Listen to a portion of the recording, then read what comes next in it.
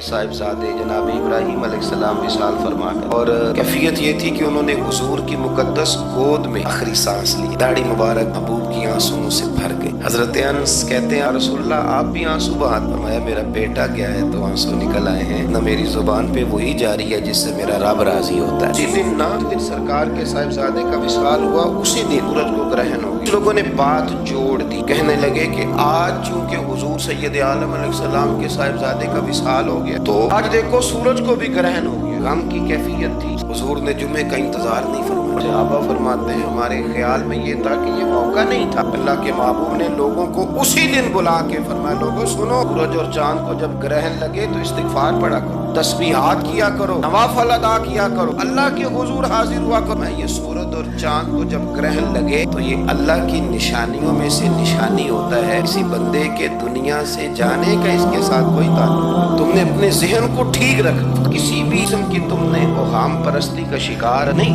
मजबूत रहे। जब मजबूत रहेंगे इंशाअल्लाह तवानाई अल्लाह की तरफ से अता कर दी जाए।